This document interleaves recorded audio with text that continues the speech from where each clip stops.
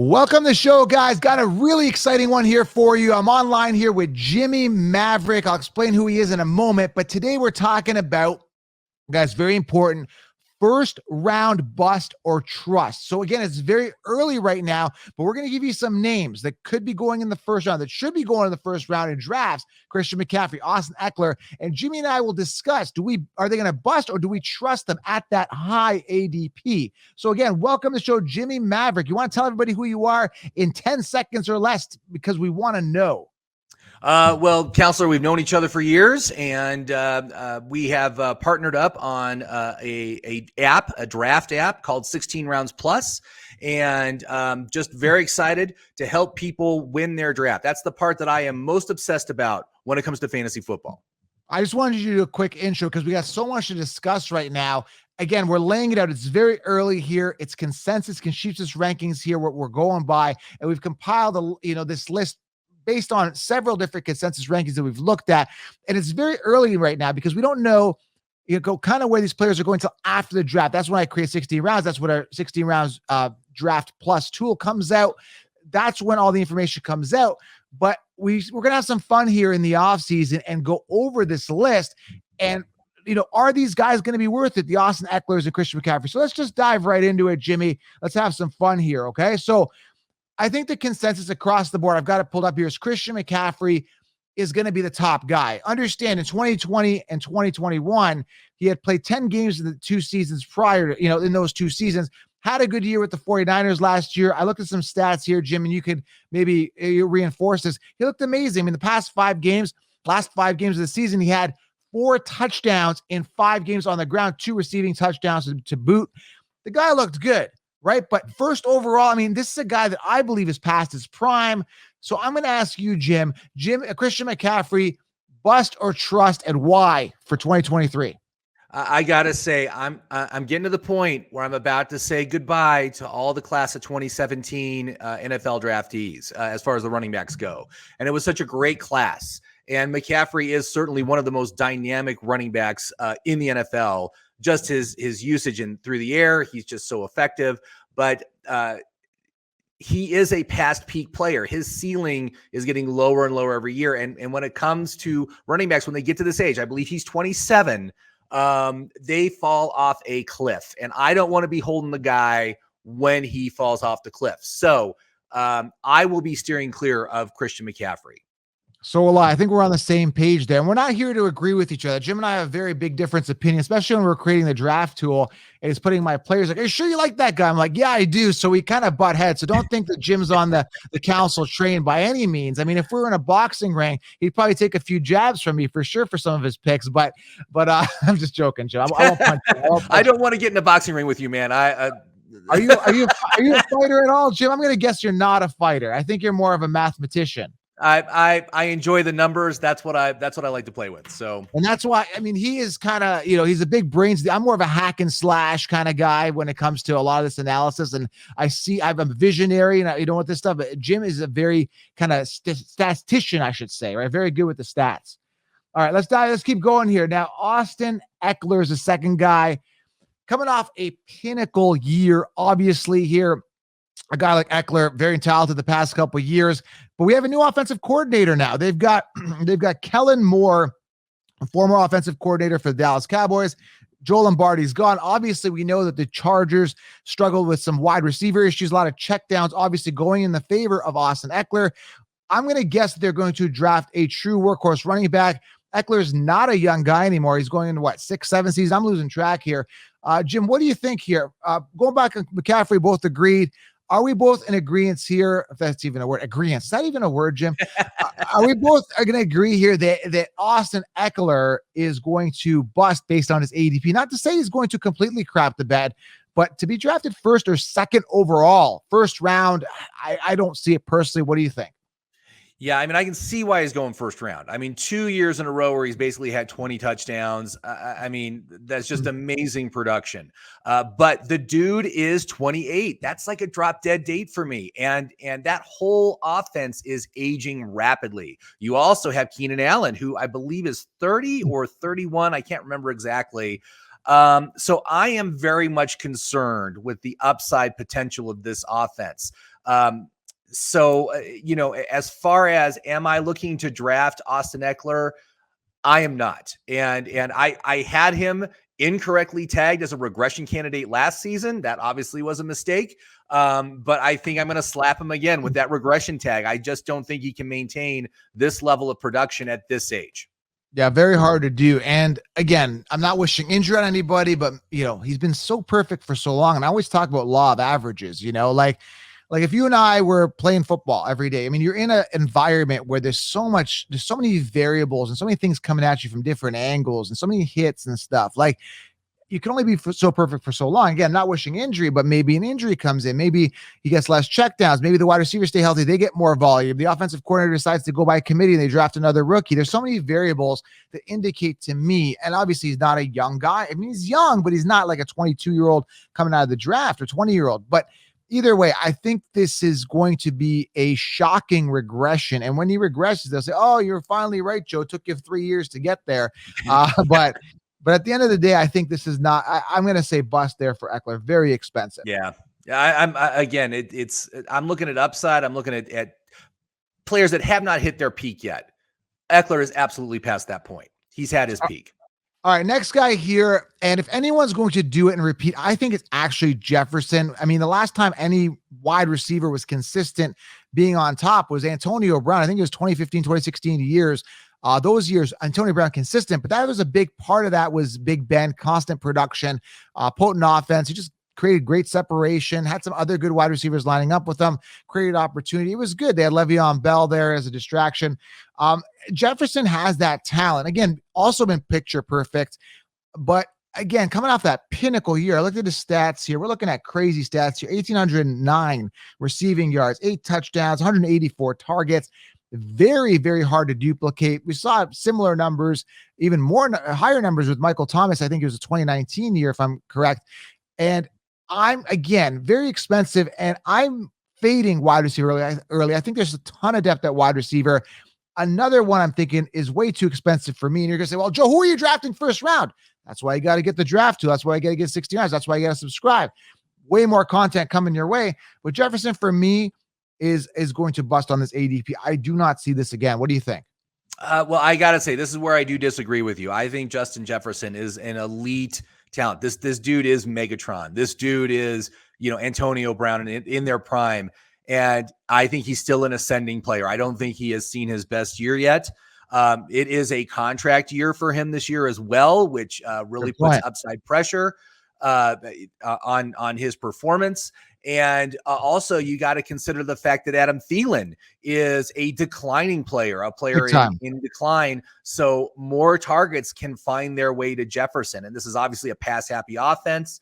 I like Hawkinson as well. I think Hawkinson is going to be the number 2 on this team next year. But I got to say, I think we have not yet seen the best from Justin Jefferson. And I would be willing to take a first-round pick on him because of that.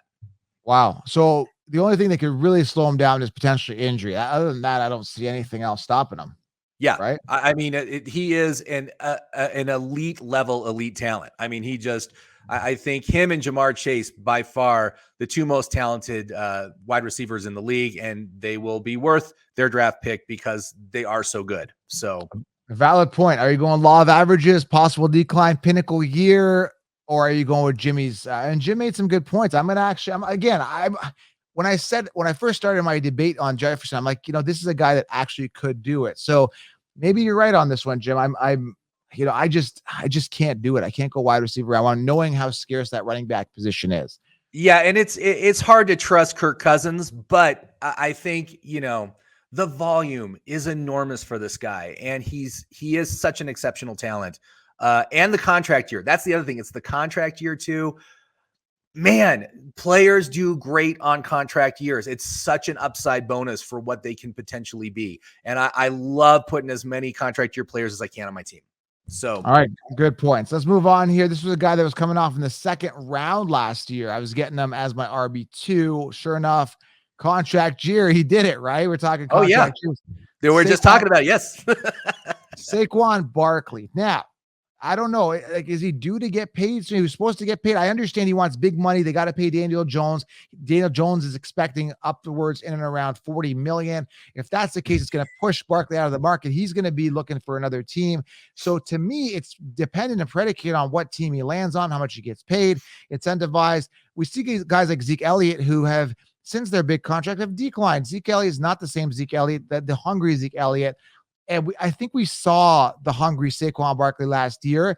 Mhm. I'm not as excited and giddy as Saquon for many reasons. Again, could he be paid and incentivized different offense? Not to mention, I think he really blew his load last year. I'm not feeling, and the value, like now he's on everyone's radar. To me, not as appealing. So I'm going to say bust on his ADP. This again, who are you drafting in the first round? God, it's still early. I'm still very picky with this, but I'm just not feeling warm and fuzzy, particularly Saquon Barkley in round one, as I am, let's say, a Jefferson. Yeah, and again, as much as I love players on contract years, I like to stay away from them on the year after their contract year when they get the big payday, as there can be declines. Now, this past year with the wide receivers, all those wide receivers that changed teams and got these massive payouts, Tyreek Hill, AJ Brown, Davante Adams, they all came through. They were paid the big bucks. They got the big volume and they came through big time. But with running backs, it is a little bit different. You're right. He was very massively incentivized. We'll have to see. Are they going to franchise tag him? Are they going to give him a big contract? I really want to see where that goes, because if they just franchise tag him, the dude still is playing for big money. So, that would make me feel better about maybe taking Saquon this year. But we'll see what happens. Yeah, I think he's hit his stride. Maybe I think it could be a massive year for him. But again, what teams are going to be on? Is it going to be a committee? How much volume is he going to get? All questions that are going to be answered after the draft. So I'm kind of on the fence on this one. Maybe late first round. Got to see who else is going to be. Depends on where I'm. Maybe not first top 5 picks. Maybe at the end of the first round, I may consider him if I can combo him with another running back I like or another situation that puts me in a good situation where I cover myself. But again, not feeling as warm and fuzzy about Saquon at this moment. That could change. We're very early. Yeah, and just to let you know, I've been doing a lot of best ball drafts, and right now he's going early second round. And so as a second round player, would you consider him? Like if you're picking 11th or 12th or 10th, right in that range, you come around the horn, and would you take him with your second pick? Do you still feel comfortable with that? Sure. I mean, again, workhorse running backs with that type of talent and potential volume are still a scarce thing. So I would definitely consider it at that point, depending again who my other, player is going to be, either round 1 or round 2 that I can combo with them. I got to see how it plays out. Still very early. And the next guy you can see I've got pulled up here now. I'm actually genuinely excited about Taylor. The big question is who's going to be under center. I think the Colts are going to get a quarterback. Again, we don't know which quarterback. There's tons of talk. I don't really want to speculate on that. All I want to focus on is Jonathan Taylor.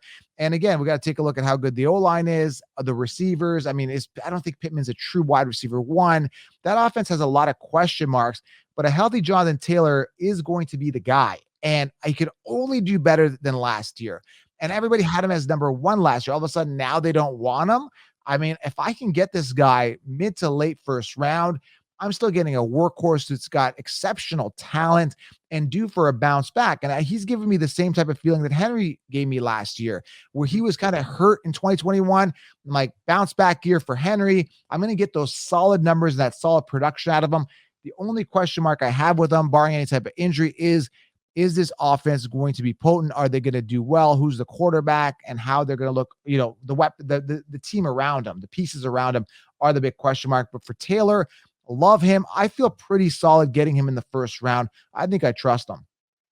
Yeah, and there are some question marks there, but he is a contract year player. Love that. And even if there is a rookie quarterback coming in, I hate rookie quarterbacks. I do not want any wide receivers playing with a rookie quarterback. Right. But if you've got yourself a workhorse running back on that team, he is going to get enough volume to be very productive. And obviously with the upside of the contract year, I think it's going to be a really good year, a bounce back year for Jonathan Taylor. And I do very much like him for that. He's giving me that warm and fuzzy, and it's the same warm and fuzzy that Kenneth Walker gave me when everyone was drafting Rashad Penny last year. I was like, Kenneth Walker makes me feel the same type of warm and fuzzy that Henry was making me feel, and Saquon last year. I'm starting to get that with Taylor. And again, a lot of this stuff we talk about statistics. A lot of it is luck. A lot of it is, a big part of it is gut feeling, because you're literally picking between great players in that first round. That Right. first round is like, hey, do I pick this Lamborghini or do I pick this Ferrari? Right. And at the end of the day, it's like, which is there a part that's going to break down? Like, how efficient is that car going to be? You're picking between some great players and a lot of volume getters, and you got to make an educated decision. Again, that's where it comes down to that gut feeling, which I'm talking about. I think Taylor is making me feel it. Yeah, and one more thing to consider with Jonathan Taylor is he did go under surgery. I believe he had ankle surgery. That's another thing to monitor very closely. How does he come back? Is he performing in OTAs? Is he going to be there for training camp? If he is missing time, during the preseason, I think I would fade him a bit. But if he seems to be recovering very well from the surgery, we'll see what happens. Again, it's so early, but I think that is a little caution flag there that needs to be put out there. All right, next guy here, we got JaMarr Chase, another guy that if you want to feel solid in the first round, this is the guy to get. I don't have the stat in front of me right now, but I'm going off the top of my head because I was looking at stats the other day. Correct me if I'm wrong, but I believe he finished 12th in PPR amongst wide receivers. He was the number one target getter on the Bengals, even though he played, not even a full season. So we're looking at a guy that clear cut wide receiver one there. I know Higgins is there. I think Higgins is kind of in a contract year. So that's something going on with Higgins, isn't it? He is. Sure. Yeah, he's in a contract year. He might get traded. I don't know. We'll see. We'll see what what magic the Bengals are able to do with their cap space with this situation, because they're going to need to pay JaMarr Chase next year. So, but yeah, JaMarr, another contract year player. He's the 12th best wide receiver, and he missed like 5 games. Yeah. I want a piece of that. If he can do a full season, he'll be the number one. He'll be the number one. That's what'll happen. If he can't sneak to the late first round, I'm almost tempted to grab him, but I got to see how the depth charts fall out, because there's going to be a ton of value with Jameson Williams and Garrett Wilsons of the world and Drake London's predicated on the quarterback situations. I mean, it depends on where Aaron Rodgers moves. It depends on where Derek Carr moves. That could really inflate some of these elite second-year wide receivers. So again, I just still see a ton of value at wide receiver, but JaMarr Chase, if I want to anchor my team with an ace wide receiver early, maybe I might consider. Okay. So JaMarr Chase is a guy that really, really is on my radar here. Okay. And just to let you know, in best ball, I've been seeing him. He usually goes off in the top 4. He's like a top 4 player. So he goes early. If you want to take him, that's when you're going to need to grab him. Okay, we got 4 more players here that could potentially go in the first round. Now, there is other players that could go there. I want to give an honorable mention here before we get to the other player is Bijan Robinson, ultra elite running back talent coming into the draft. Probably going to be a late first round pick. Correct me if I'm wrong in the NFL draft. Depends, right? Maybe early second. Running backs just aren't sought out in drafts as much as other positions, defensive positions, quarterbacks, that type of thing. So again, when I look at Bijan Robinson, hopefully I'm pronouncing that right, because I'm brutal with names. I butcher them, especially rookies when they come in.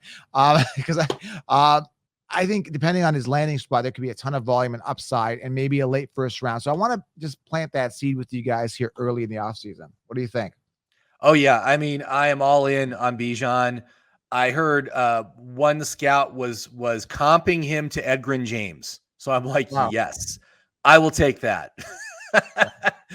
and you go the young running back route. You maybe take Bijan at the end of the first, maybe take Kenneth Walker early second. I'd be so happy with I love that. 2 young, hungry guys. Oh ton yeah. Of volume. Oh, yeah.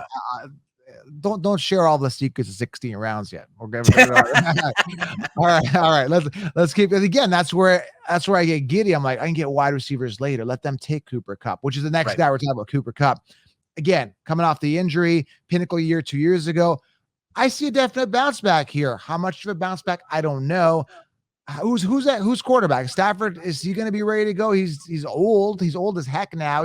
It's the guy that blew his load. He's got a Super Bowl now. Like, he's good. Like, what else is he going to do now? Is he going to be fighting? Is he young and hungry? Is he going to be like is he hungry like Jalen Hurts? Is he going to be the face of the league? No, man.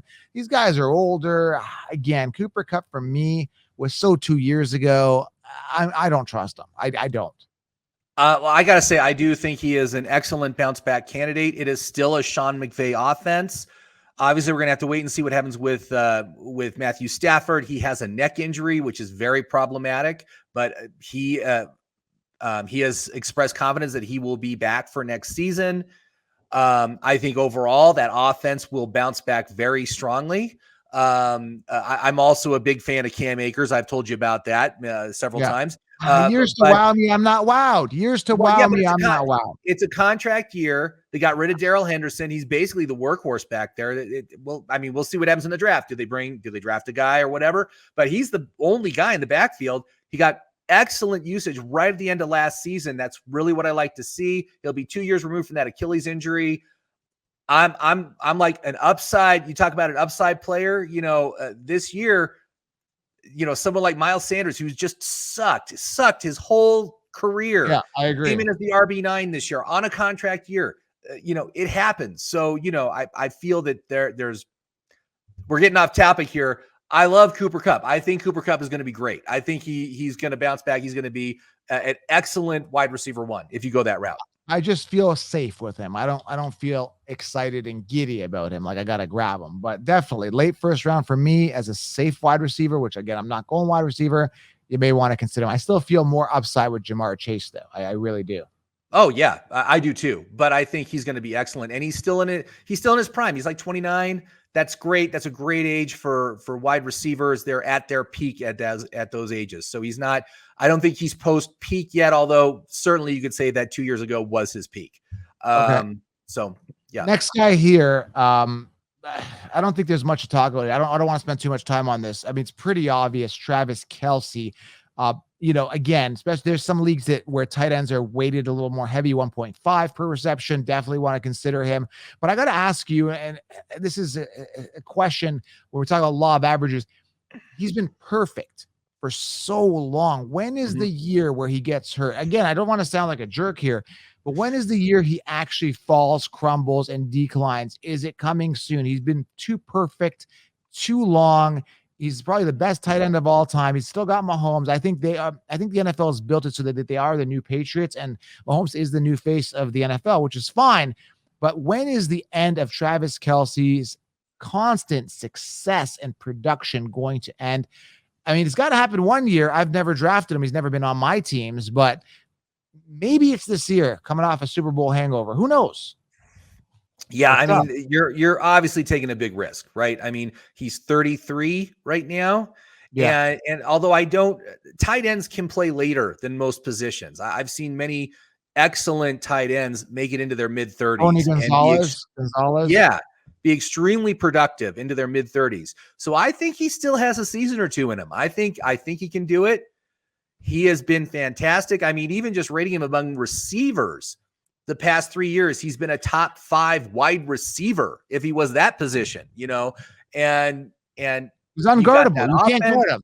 You can't guard him. And that's the thing. You can't guard him. Now I watch it. It's like, it's going to Kelce. It's going to Kelce. It's like, it's just every play, like just guard him. Like, I don't get it, man. You just can't stop him. They can't stop him. He's impossible to stop. He is like Superman on the field, literally. You can't stop him. I was driving cross country last year, and we were in Missouri, and I picked up some I don't know if you can see it back there, Kelce Crunch cereal. Is that going to help? I saved the box, and is that going to give you enough energy to be able to box me now?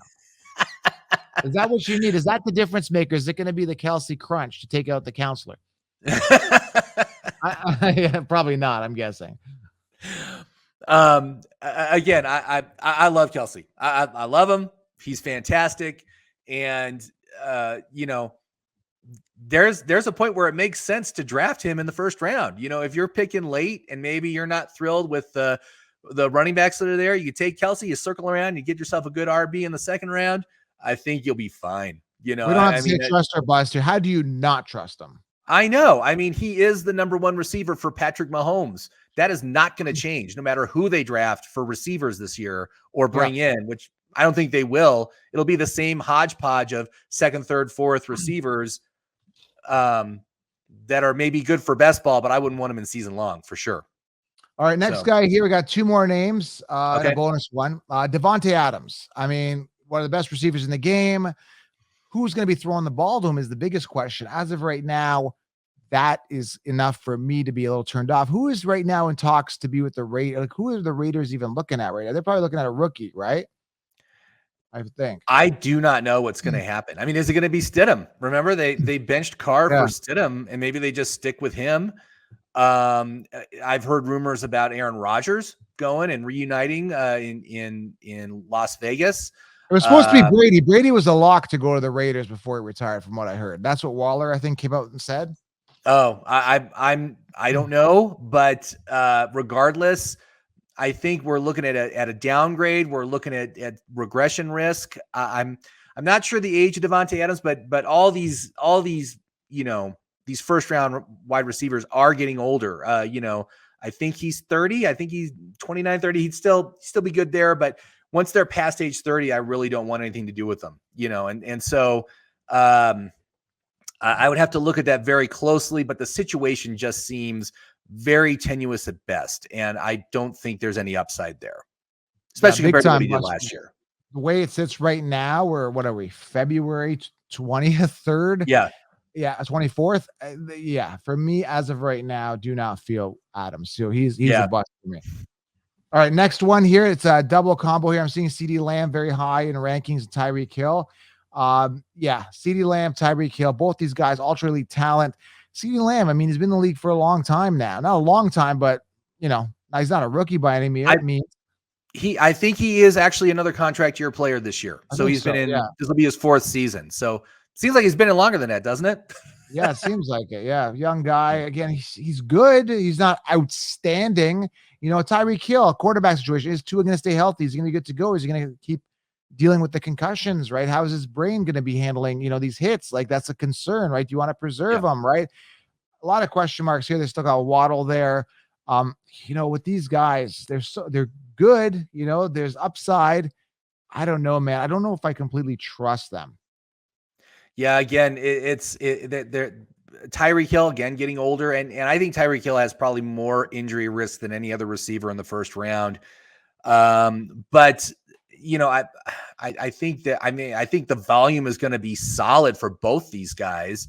I would love to see Dallas get another receiver, draft like an elite receiver to go with CeeDee Lamb, because I think they really missed Amari Cooper this past year. But I would be more interested in taking CD just because of the contract year. But otherwise, I'm not sure I would end up with either of these guys on any of my drafts. Just based and they're on high. They're sitting overall rankings on the contributors 10, 11 are pretty much where they're sitting, very high. And again, goes back to my debate. Give me a Garrett Wilson. If I can get Garrett Wilson round 3 and round 2, I see more upside, especially if they're going to acquire an Aaron Rodgers or a Derek Carr, which is, again, there's a lot of buzz about Derek Carr going to the Jets at the time of this recording, right? So, again, very interesting here with wide receivers. And I hate Derek Carr. I think he sucks, but he can produce an elite level wide receiver. I mean, he can do it. And so if he goes to the Jets, I'm all in on the upside for Garrett Wilson for year 2 for sure. Fantasy, yes. Reality, Derek Carr, it's a no for me. That. All right. So Jimmy, man, this was fun. I'm going to keep you coming on. I mean, hopefully you guys like the content with Jim adding the statistician brain to the element. He knows where the money's going. He follows the money a lot, and all this is implemented in the app. You can pre-order now, guys. TheFantasyFootballCounselor.com under programs. You can see what this app is all about. And if you use code EARLYLINE on either 60 rounds or 60 round plus, you get to save right now. Big savings, best price of the year right now. And you're going to be light years out of the competition. So make sure you guys head on over to thefantasyfootballcounselor.com. And Jim, thanks for coming on, man. We appreciate you. Thank you so much, Counselor. I appreciate it. And look forward to the 2023 season. I'm just so excited. I just love this part of the year. So it's fun to, it's a little subjective right now because we don't know until after the draft, but it's just fun to kind of project where things are going to go and how things are going to pan out. That's what makes it so much fun, is the uncertainty for a lot of this stuff. And like you said, we're talking first round here. A lot of goats here, a lot of great players. Some of them are going to fall. They're going to fall to injury. They're going to decline. There's going to be, quarterback issues, whatever, right? So it's just fun to just talk about it. And that's what we did. So hopefully you guys enjoyed it. Subscribe, and we'll talk in the next episode. Thank Thanks, you, Jim. Joseph.